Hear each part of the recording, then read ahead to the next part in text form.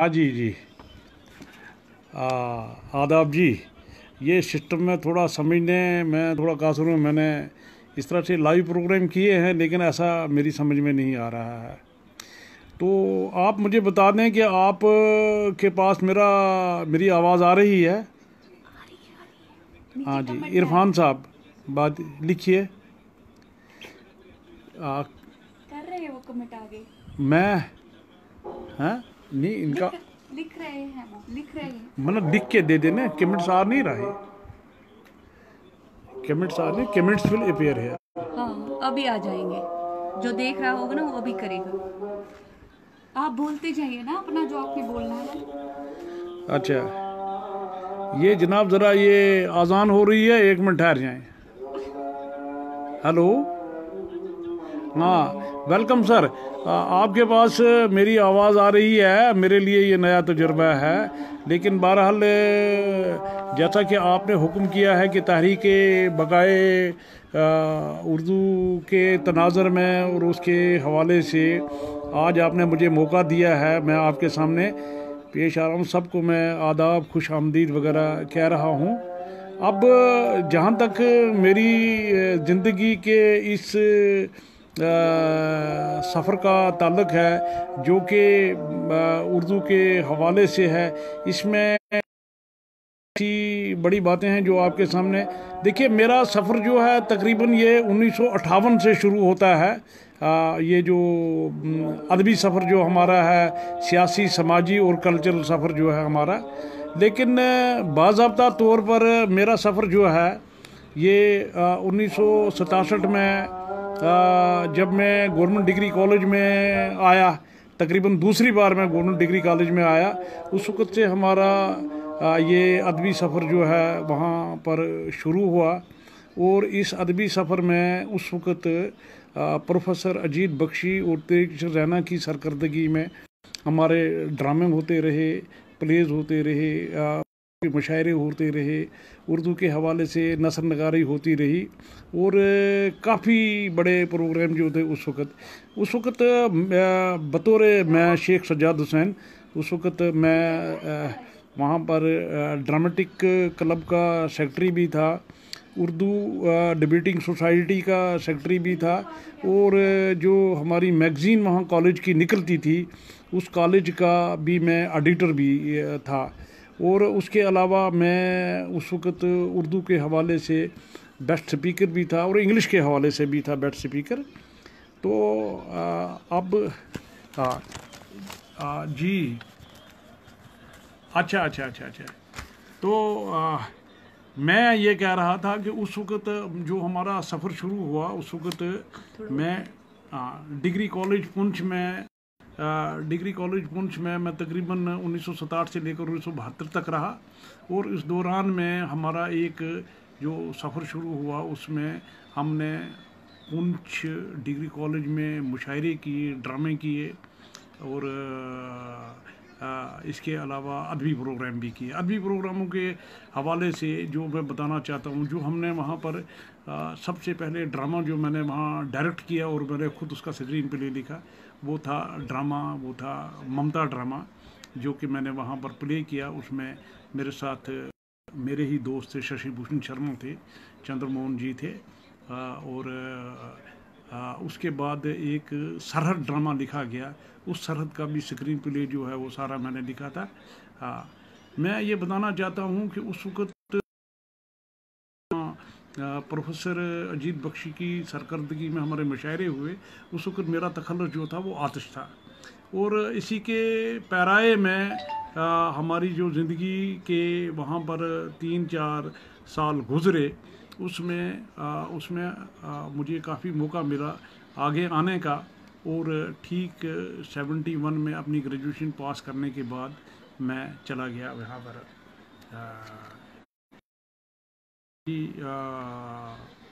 अलीगढ़ चला गया। और अलीगढ़ में हमारी काफ़ी सरगर्मियाँ रहीं।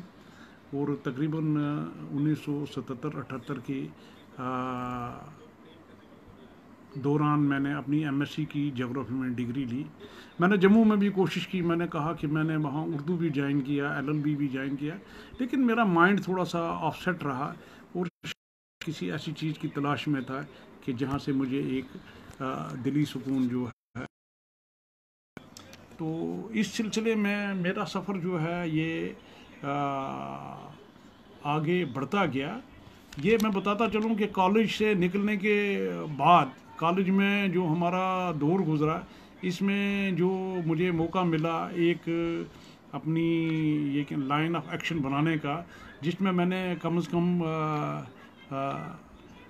मतलब हाँ, अलीगढ़ में तो मैं तकरीबन मैं बताता चलूँगा ना आपको।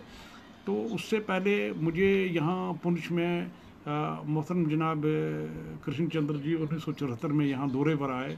उन्होंने यहाँ पर अपनी लाइफ डॉक्यूमेंट्री बनानी थी, और क्योंकि मैं उनका काफ़ी फ़ैन था, काफ़ी दीवाना था, उनके नावलों के हवाले से, उनके अफसानों के हवाले से मुझे बड़ी चाहत थी उनके साथ। तो उनके साथ तकरीबन मैं 2 4 5 दिन, जितने दिन वो यहाँ पर रहे, मैं उनके साथ रहा, कृष्ण चंद्र के साथ। और ये बड़ी खुशकिस्मती की बात है, उस दौर में कृष्ण चंद्र ने अपना जो नावल लिखा, ये क्या नाम, पूरे सफ़र की आधी कहानी, उसमें उसने मेरा जिक्र भी किया हुआ है।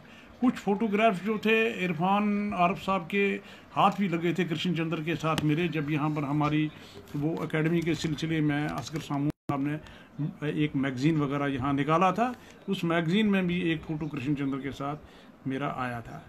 बहरहाल मैंने कृष्ण चंद्र को देखा भी है, छुआ भी है, और उसके साथ यहाँ पुंछ में मैं काफ़ी अरसे रहा हूँ। इससे पहले मुझे यूसमर्ग में भी उनको मिलने का मौका मिला था, जब वो गुलाम मोहम्मद रेजू के साथ वहाँ आए थे, नूर मोहम्मद मिनिस्टर वगैरह। हाँ, पूरे सफ़र की आधी कहानी में उन्होंने कृष्ण चंद्र ने मेरा जिक्र किया है। कृष्ण चंद्र के साथ कृष्ण चंद्र की बहन सरला भी थी, महेंद्र नाथ भी था, और इन्होंने एक डॉक्यूमेंट्री जो है वो बनाई है। और उस वो डॉक्यूमेंट्री तो हमारे हाथ नहीं लगी। बहरहाल मुझे कुछ ज़राए से पता चला कि वो डॉक्यूमेंट्री जल्दी हमारे हाथ आ जाएगी, जैसा कि मेरे साथ इस सिलसिले में लियाकत जाफरी ने भी जिक्र किया था। उन्होंने कहा था कि डॉक्यूमेंट्री जो है मिल जाएगी। सलमा सिद्दीकी इनके साथ थी। तो मैं अपने सफ़र को आगे बढ़ाते हुए अब थोड़ा ये क्या नाम,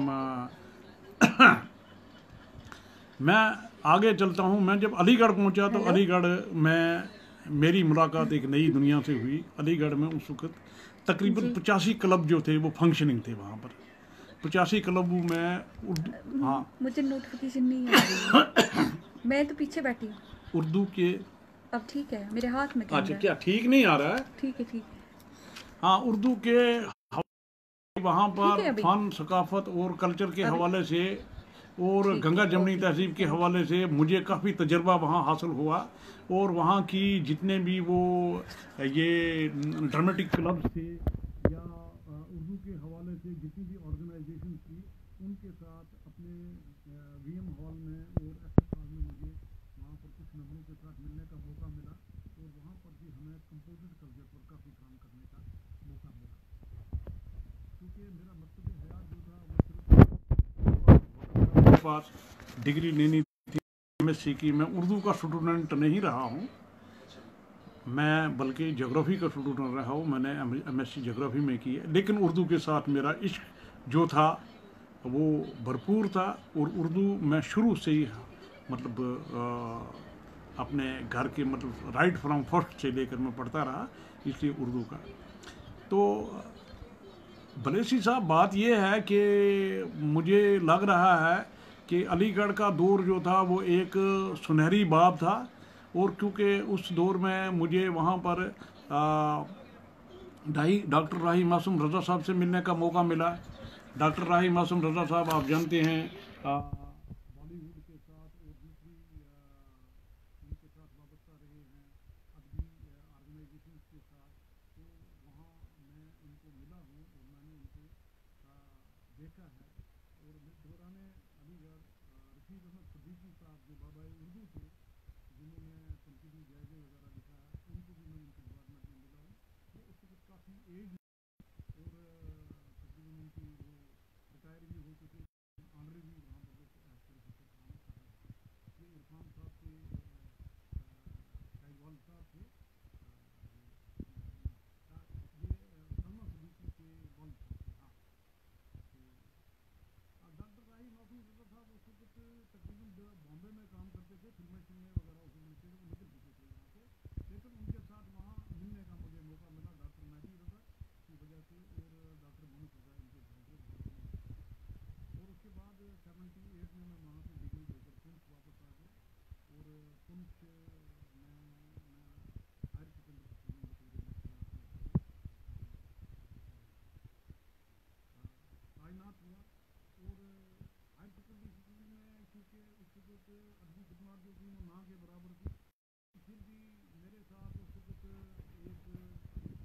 ग्रुप एक था जिनमें ओम प्रकाश मानो वगैरह थे, जो इंग्लिश के लेक्चरर थे, जो कि मतलब इंग्लिश में ड्रामे शामे लिखते थे। उनके साथ मुझे बैठने का, अब्दुल गनी मसूद वगैरह, तो कुछ हमने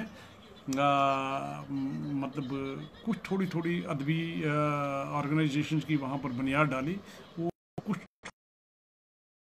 से किया है। हाँ, इस सिलसिले में एक बात मैं आपको बताना ज़रूरी समझता हूँ कि पिछली पीढ़ी का लिंक जो था, टाई अप जो था, वो उस वक्त बिल्कुल टोटली टूट चुका था और पुंछ में कोई भी अदबी सरगर्मी उस वक्त नहीं हो रही थी। तो फिर मुझे यहाँ से हायर सेकेंडरी से निकलने के बाद मुझे बतौर वार्डन गुजर बकरवाल हॉस्टल मतलब वार्डन में तैनात हुआ 1982 में जाकर। तो ये मैं बताना चाहता था कि जो ही मैं गुजर होटल पुंछ में चला आया है, तो हाँ हाँ जी जी जी जी जी जी हाँ, अच्छा, उसके जब मैं गुजर होटल पुंछ में आया तो यहाँ पर हमारा एक नया सिलसिला जो था वो शुरू हुआ, उर्दू के हवाले से, मुशायरों के हवाले से, गोजरी कल्चर के हवाले से। तो उस दौर में सबसे पहले मेरे साथ जो उस दौर में जिन्होंने मेरी रहनुमाई की और मेरी मदद भी की वहाँ पर प्रोग्राम वगैरह, उनमें चौधरी मसूद साहब थे, चौधरी मसूद साहब, बाबू नूर मोहम्मद नूर थे, मास्टर करतार चंद जी थे, प्रदीप खन्ना जी थे, खुर्शीद राथर साहब थे। और इसके साथ साथ ही हमारा यूँ ही ये सिलसिला यहाँ पर शुरू हुआ। तो इसमें हमें मतलब ज़्यादातर ड्रामे वगैरह जो थे उस वक्त, क्योंकि नया नया माहौल, गोजरी में हमने कुछ ड्रामे शामे किए, मजबूरी किया, बुढ़ा को ब्याह किया, ज़मीन को मालियो किया, ये इसमें किया। करते करते 1987-88 के 1987-88 से हमारा बाज़ाब्ता तौर पर प्रोग्राम शुरू हुआ। तो इस सिलसिले में मैं बताना चाहता हूँ कि सबसे पहले जो गुजर होटल पुंछ में मुझे ग्रुप मिला, उस ग्रुप में मैं परवेज़ मानूस साहब का नाम लूँगा, जावेद राही का नाम लूँगा, शौकत मीर साहब का नाम लूँगा, खुर्शीद किरमानी के हवाले से मैं बात करूँगा।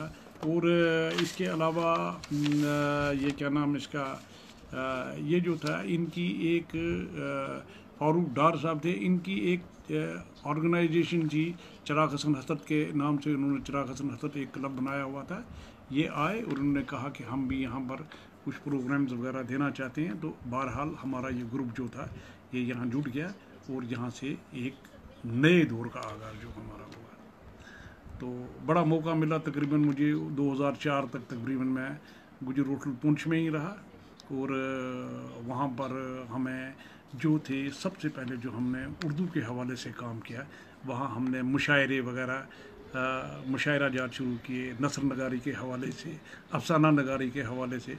मुझे अभी भी याद है कि नाशाद साहब जो इस वक्त बतौर जज काम कर रहे हैं, इन्होंने कालू भंगी का वो अफसाना जो था वहाँ पर। और इस तरह से ये हमारा पुराना और नया जो था, पुराना सिलसिला, कदीम सिलसिला और जदीद सिलसिला, इसको ब्रिजअप करने का मौका मुझे मिला। मैंने उस दौर के पुराने शायरों में से दीनानाथ रफ़ीक साहब को, बद्रीनाथ पुरी साहब को, मसूद हसन मसूद को, महमूद हसन महमूद साहब को, देव दत्त को, शिवलाल आज़ाद साहब को, अकाली दर्शन सिंह जी को, और वो दर्दी साहब थे उनको, इन सब ये जो पुराने शायर थे, इनको नए शायरों के साथ, जिनमें नए शायरों में हमारे जो ये जिनका मैंने अभी आपके सामने जिक्र किया है, मैंने परवेज़ मानूस का नाम लिया, जावेद राही का नाम लिया है, खुर्शीद किरमानी का नाम लिया है, और आगे चलकर अनवर खान साहब थे हमारे, अनवर खान, लियाकत जाफरी वगैरह, और फयाज़ हयातपुरी वगैरह, ये बच्चे भी गुजर होटल में। तो तकरीबन मुझे ये नहीं लगता है कि मतलब कितने मुशायरे वहाँ पर हुए। और बस मुझे एक चीज़ पता है कि बस मैं कंडक्ट करता था, खुद मैं प्रेजेंटेशन करता था, डिलीवरी भी मैं खुद करता था, क्योंकि मुझे हर तरफ जो था वो रखना पड़ता था। तो उस दौर में मुझे उस दौर मैं जो वहाँ पर ऑफिसरान थे हमारे, यानी पीदर चक्रवर्ती साहब थे, उन्होंने मेरी मदद की। मैंने एक ऑडिटोरियम गुजर बकरवाल होटल में बनाया, जिसमें हमें कंपोजिट कल्चर को, सिविलाइजेशन को, सकाफत को, फ़न को उभारने का मौका मिला। मुशायरे जो थे उनको करने का मौका, मुशायरा मनक़द करने का मौका मिला, और तारीख़ी मुशायरे हुए। सईद खान साहब का मैं जिक्र करूँगा, कुरैशी साहब का जिक्र करूँगा, एजाज साहब का जिक्र करूँगा। खालिद हुसैन साहब लास्ट के दिनों में वहाँ पर आए, इसमें खालिद हुसैन साहब ने भी वहाँ पर ये क्या नाम कल्चरल प्रोग्राम जो वगैरह करवाए।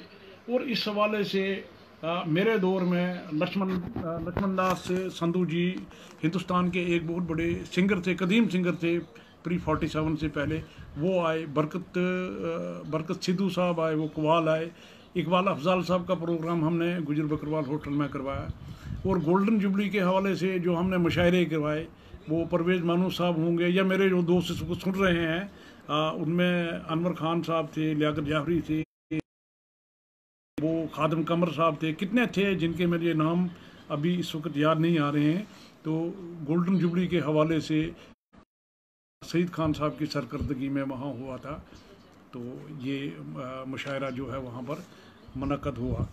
तो बहरहाल मैं आपको एक बात कहना चाहता था कि ये ज़िंदगी सारी जो थी इसी अदब के इसी में ही गुजरी है। तो अब यहाँ से निकलने के बाद मैं अब जिक्र करता चलूँगा कि 2004 में मेरी रिटायरमेंट हुई। 2004 के रिटायरमेंट के बाद मुझे तहरीक बकाए उर्दू के साथ शामिल होने का मौका मिला, जिनकी तहरीक बकाए उर्दू के बैनर तले हमने रजौरी में, पुंछ में और जम्मू में भी प्रोग्राम करवाए, जिन पे इरफान आरिफ साहब भी हमारे साथ थे, मलक बलेसी साहब भी थे, ये क्या नाम इनका ये क्या नाम इनका ये थे जाकर बलेसी साहब, जाकर मलक बलेसी साहब इनका था। और इनकी खिदमत जावेद साहब थे हमारे बनारस के, वो भी। तो काफ़ी प्रोग्राम हमारे वहाँ पर रजौरी में भी हुए, रजौरी के अलावा ये क्या नाम जम्मू में हुए और पुंछ में हुए। और इनके साथ भी उर्दू की तहरीक को एक बकाए दौम देने के लिए एक इसमें काम करने और काफ़ी उभरने का मौका मिला इस तहरीक शायरी को। बहरहाल जहाँ तक मेरी ज़िंदगी का सवाल है, जैसा कि मैंने बताया है कि पुंछ के जितने भी पुराने शोरा थे या शोरा थे, इनको ब्रिज अप करने में मेरा बड़ा अहम रोल रहा है। और ये मामला ही समझो इश्क का था कि मेरे अंदर एक जज्बा इश्क था, एक इतना ज़बरदस्त जज्बा था कि मैंने उसी जज्बे के तहत काम किया। और मेरे साथ जो ये मेरे अजीज़ थे, जिनका मैंने अभी आपके सामने नाम लिया है, इन्होंने भी मेरे साथ भरपूर साथ दिया। मैं इसके अलावा और बात बताना चाहता हूँ कि फन के हवाले से मैं मास्टर करतार चंद जी का जिक्र किए बिना नहीं रहूँगा कि मास्टर करतार चंद जी और बाबू नूर मोहम्मद नूर और इनके साथ जो इनके दूसरे असिस्टेंट वगैरह थे उस दौर के, यानी प्रदीप खन्ना साहब थे, खुर्शीद राथर साहब थे, मास्टर इन्होंने मौसीकी के प्रोग्राम्स वगैरह जो थे वहाँ पर वो मुनक़्क़द किए। और इसी दौरान में मुझे तकरीबन 1985-86 में दिल्ली जाने का मौका मिला, इसके साथ मास्टर करतार चंद जी के साथ, सूरी सिंह जी के साथ। ये देखिए ये शिंगरा, ये जो है ना, ये शिंगरा और ढोका मैंने एक ये कैसेट निकाली है गोजरी की उस दौर में। ये देखें, ये सब आप लोग देख रहे हैं। इसमें देव दिलदार है, जितेंद्र कौर है, ज्योति चड्डा है और सूरी सिंह है। सूरी सिंह ये दुबला पतला सा आपको दिखाई दे रहा है। ये 1985-86 में ये शिंगरा और ढोका 2 कैसेटें निकली हुई। इसके अलावा मैंने पहाड़ी की एक कैसेट जिसका नाम था ले गई हैं दिल, ये भी हमने की। ये सब इसकी मौसीकी वगैरह जो है वो मास्टर करतार चंद जी ने तैयार करवाई। और हम दिल्ली में तकरीबन 3-4-5 महीने रहे, क्योंकि उस दौर में डिजिटल सिस्टम नहीं था, तो ये कैसेटें जो थी। उसके अलावा मैंने ये आरफाना कलाम निकाला है। ये आरफाना कलाम की है बाबा जी साहब और बाबा निज़ाम साहब का कलाम जो हमने निकाला। ये मार्फत मीज़ान का कलाम था और इसमें उनकी जितनी कलेक्शंस थी वो हमने उसमें से निकाल कर बाज़ाब्ता तौर पर मास्टर जी ने इसकी मौसीकी भी दी और मास्टर जी ने ही ये सॉन्ग्स वगैरह जो गाए हैं। ये देख लें, ये देख लें, ये मास्टर करतार चंद जी का नीचे फ़ोटो है, ऊपर मेरा फ़ोटो है। ये गुजियाँ रमज़ान के नाम से निकली हैं। इसके अलावा गोजरी में खुदा बख्शदार साहब का कलाम हमने निकाला जो कि अयाज सैफ ने गाया, सुच्चा बोल, उसका नाम था सुच्चा बोल। तो ये प्रोग्राम्स वगैरह जो हमारे होते रहे, तो इस सिलसिले में मैं आपकी तवज्जो दूसरी तरफ भी मकबूल कराना चाहता हूँ कि अब मेरे अदबी हवाले से आप कह रहे होंगे, तो मैं यहाँ पर जितनी भी मतलब तहरीक बकाए उर्दू के हवाले से मैंने आपके साथ बात की है, या हमारी जो तहरीकें थी, कहकशा कल्चरल ऑर्गेनाइजेशन थी, या हमारे जो चिराग हसन हसरत की ऑर्गेनाइजेशन थी, इनके हवाले से हमारे जो थे मतलब ये तहरीक बकाए उर्दू के हवाले से मैंने आरफाना कलाम, ये आरफाना कलाम तो ये बड़ा ज़बरदस्त कलाम है जो तकरीबन आज से 10-12 साल पहले मैं तकरीबन इसके 2 वॉल्यूम निकाल चुका हूँ। अभी भी मेरे पास कैसेट्स वगैरह मौजूद हैं, आप ये ले सकते हैं। हाँ, ये है जी, ये पहला जो कलाम मैंने फसीलें बोलती हैं उर्दू में निकाला है। फसीलें बोलती हैं जो पहला मजमूआ कलाम मेरा निकला है। ये देखें, ये यहाँ पर ये फ़ोटो है मेरा, ये हाँ, इसके साथ। इसके अलावा उसके बाद मेरी ये किताब भी निकली है, समंदर आशना। ये मेरी समंदर आशना है किताब, ये भी कलेक्शन ऑफ पोइट्री है। हाँ, ये भी, इसका अभी इनागुरल फंक्शन मेरी से, जिसकी वजह से ये अभी काम जो है ये पेंडिंग पड़ा हुआ है। हाँ, इसके अलावा मैं आपको एक और बात बताना चाहता हूँ कि ये किताब जो है ये फारूक रेजू साहब की कश्मीरी में लिखी हुई एक किताब है, आबचू दजन, और इसमें इसको गोजरी तर्जमा मैंने किया है, पानी में अलम्बा। मुझे साथियों की काफ़ी मदद इस सिलसिले में हासिल रही है, जिसमें ये इसकी कंपाइलेशन वगैरह ये वो चाहे समंदर आशना की हो, फसीलें बोलती हो। मैं परवेज़ मानूस साहब का जिक्र किए बिना नहीं रहूँगा कि अगर वो नहीं होते तो शायद ये किताबें मंजर आम पर नहीं होती। इस वक्त आप देख रहे हैं कि मेरे मेज़ पर यहाँ ढेर लगा हुआ है, मैं बस कागज़ लिखता हूँ और फाड़ डालता हूँ। थोड़ा खड़ा रखें इसको। हाँ, अच्छा, ये मेरे लिए नया तजुर्बा है जो मैं आपके सामने पेश कर रहा हूँ, मुझे कुछ समझ नहीं आ रही है। बहरहाल मैं आपको एक चीज़ बता रहा था कि ये मैंने बताया ना, ये पानी में अलम्बा, ये है फारूक रेजू साहब, इनकी किताब। ये गवर्नर साहब ने फंक्शन की थी वहाँ पर, इसका रिलीजिंग फंक्शन किया था जम्मू कश्मीर यूनिवर्सिटी में। हाँ, और उन्होंने बड़ी तारीफ़ की थी मेरी। उन्होंने कहा था कि Sajjad Kunchi is the first man who has translated a Kashmiri novel into Gojri novel. बहरहाल हमारी एक कोशिश थी, और जहाँ तक मेरी पोइट्री शोइट्री का ताल्लुक़ है, तो मैं अभी भी इस वक्त लिख रहा हूँ, मेरी मेज़ पर ढेर लगा हुआ है। अगर परवेज़ मानूस ये कागज़ यहाँ से उठाकर ले गया अपने साथ, तो हो सकता है ये प्रिंट में चले जाएँ, प्रिंट होने के बाद एक नई किताब जो है वो और भी आ जाए। तो बहरहाल सारा मैं कहता था, मैं आपको अपने कलाम के चंद ये सुनाता हूँ, ये क्या नाम, चंद अशार सुनाता हूँ। ये थोड़ा सा बस ऐसे थोड़ा होगा है।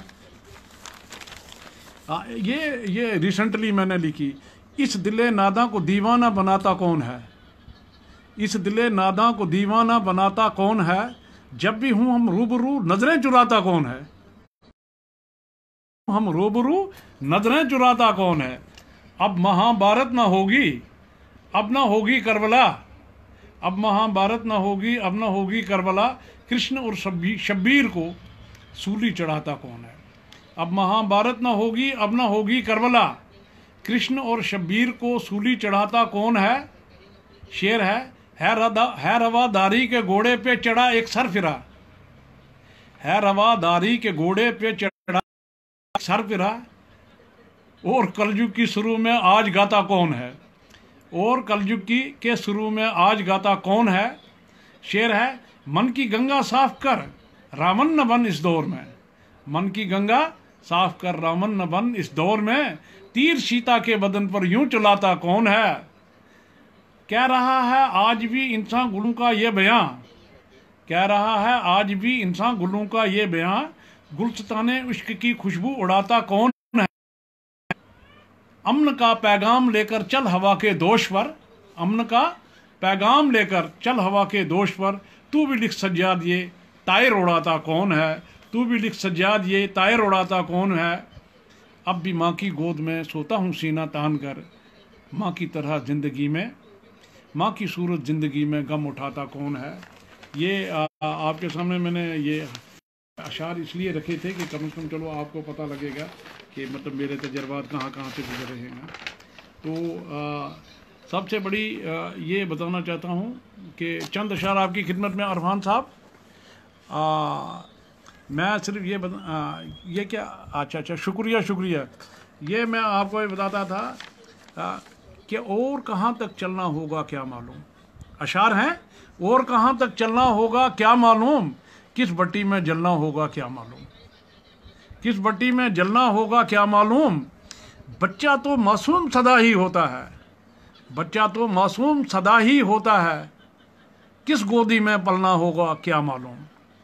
शेर है आप सबके लिए, तेरे मेरे मिलते जुलते सांझे रंग, तेरे मेरे मिलते जुलते सांझे रंग, किसको रंग बदलना होगा क्या मालूम, किसको रंग बदलना होगा क्या मालूम।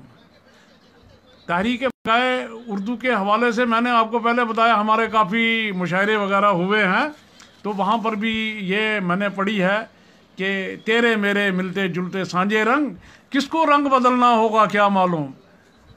शोहरत तो एक अबर का टुकड़ा होता है, शोहरत तो हाँ, और कहाँ तक चलना होगा क्या मालूम, किस भट्टी में जलना होगा क्या मालूम। शोहरत तो एक अबर का टुकड़ा होता है, किस सूरज को डलना होगा क्या मालूम।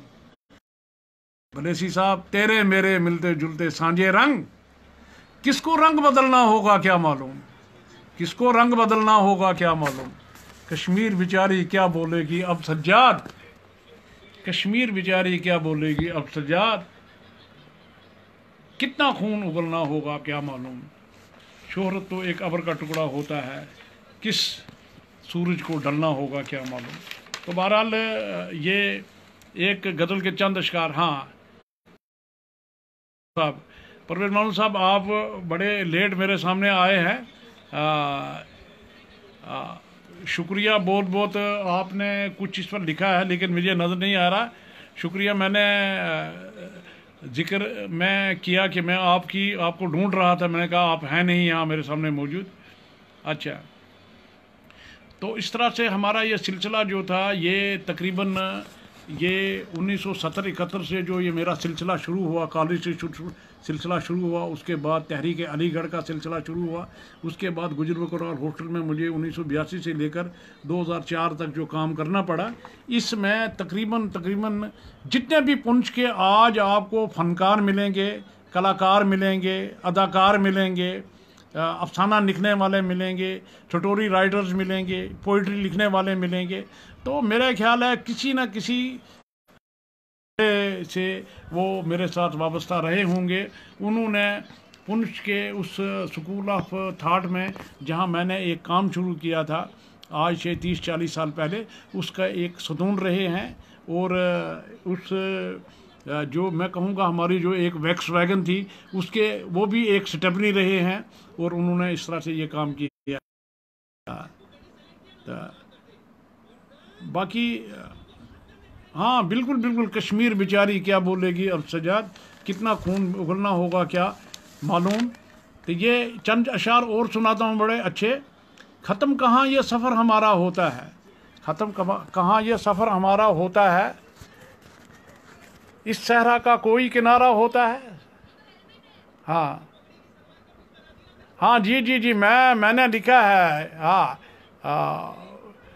नहीं, यादावरी का शुक्रिया नहीं, बल्कि जिस आदमी ने भी मेरे साथ ज्वाइन किया है, ये सब बच्चे जितने भी अजीज़ हैं मेरे 300-400 कलाकार जो मेरे दौर में पैदा हुए हैं, वहाँ से निकले हैं।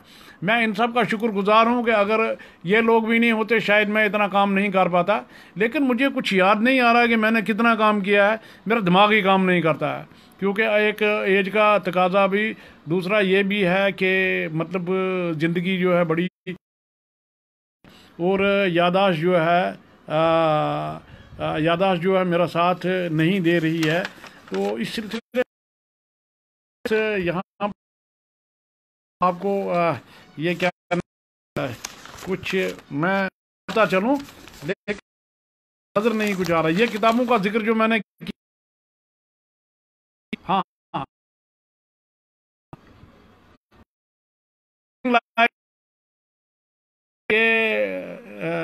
ये एजाज है हुस्न बलेसी साहब, ये एजाज है हुस्न आवारगी का, भी गए दास्तां छोड़ आए। तो उसमें चाहे आपकी बकाए या चाहे जितनी भी यहाँ पर ऑर्गेनाइजेशन है पुंछ में जिन्होंने काम किया है, जम्मू में काम किया है, कल्चरल एकेडमी के हवाले से कल्चरल एकेडमी में किया है, और मुझे अर्श साहबाई पंजाब के हर जगह जाने का मौका मिला, वहाँ पर भी मैंने मुशायरे हैं। मानू साहब के साथ श्रीनगर में मैंने, उनके साथ मुझे हर जगह जाने का मिला। माँ उनकी सताइश है, उनका जिक्र मैंने किया है। तहरीक बकाए उर्दू का रजौरी में हमारे प्रोग्राम हुए, पुंछ में हुए, जम्मू में हुए, हर जगह हमारे प्रोग्राम हुए, और पोइट्री के हवाले से बड़े अच्छे प्रोग्राम हमारे रहे हैं। ये क्या देखिए, परवेज़ मानू साहब, बलेसी साहब, वाबस्ता है नज़रों में वो कल देख रहा हूँ, वाबस्ता है नज़रों में वो क्या रंग दिखाएंगे वो पल, मसले का निकलेगा हल भी हैं, हर मसले का निकलेगा हल, देख रहा हूँ हालात में जो रद्द बदल देख रहा हूँ, हालात में जो रद्द बदल देख रहा हूँ। लगता है बदल जाएगी हालात की सूरत, लगता है हालात की सूरत, मैं वक्त के माथे पे जो बल देख रहा हूँ। लगता है बदल जाएगी हालात की सूरत, मैं वक्त के माथे पे जो बल देख रहा हूँ। लगता है तेरी चश्म करम मुझ पे हो माइल, लगता है तेरी चश्म करम माइल, लगता है तेरी चश्म करम मुझ पे हो माइल, लगता है तेरी चश्म करम मुझ पे हो माइल। मैं आरज़ू के खिलते कंवल देख रहा हूँ, मैं आरज़ू के खिलते कंवल देख रहा हूँ। सिमत नजर उठती है दहशत सी है तारी, एक मारकाए जंगो जदल देख रहा हूँ। सज्जाद नजर में है नुमाया मेरा फरदा, आप सब सुन रहे हैं, सज्जाद नजर में है मेरा, गुजरे मेरा कल देख रहा हूँ, किस रंग से गुजरे मेरा कल देख रहा हूँ। तो मेरा कहने का मतलब ये था कि देखिए